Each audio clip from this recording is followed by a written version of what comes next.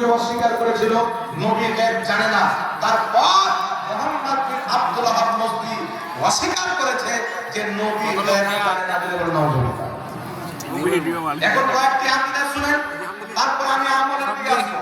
মনে রাখবেন, ঠিক না থাকে আপনি 8 টাকা 20 টাকা হোক, 36 টাকা হোক আর 4000 টাকা হোক, আপনার আকীদা যদি ঠিক না থাকে, কোটি কোটি টাকার তারাবি পড়েন, আপনার কোনো কাজে আসবে না। 5 ওয়াক্তের নামাজ পড়েন, আপনার আকীদা ঠিক রেখে আমল যদি অল্প হয়, ওই অল্প আমল আপনার কাজে আসবে মুসলমান। এইগুলো আপনাকে বলতে চাই, ওখান আল্লাহ পাকের কুরআন সরলতা রাখতে হবে। আমার দিকে লক্ষ্য করেন, মুহাম্মদ বিন আব্দুল ওয়াহাব নজদি এর আইডিওলজি আহলে হাদিসের বড় ইমাম। আগে একটি কথা শুনে নেন, আমি যে আহলে হাদিস শব্দ ব্যবহার করছি, এরা কোন আহলে হাদিস?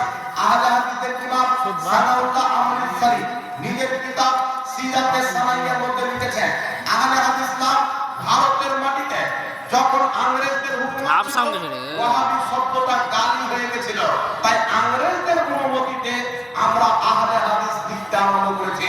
আহলে হাদিসের মৌলভী নিজের কিতাবে লিখছে আহলে হাদিস নাম, এটা নবীর দেওয়া নয়, এটা ইংরেজদের দেওয়া নাম। সিরাতে সানাইয়া আহলে হাদিসের কিতাবে লেখা আছে মুসলমান। সুবহানাল্লাহ। এজন্য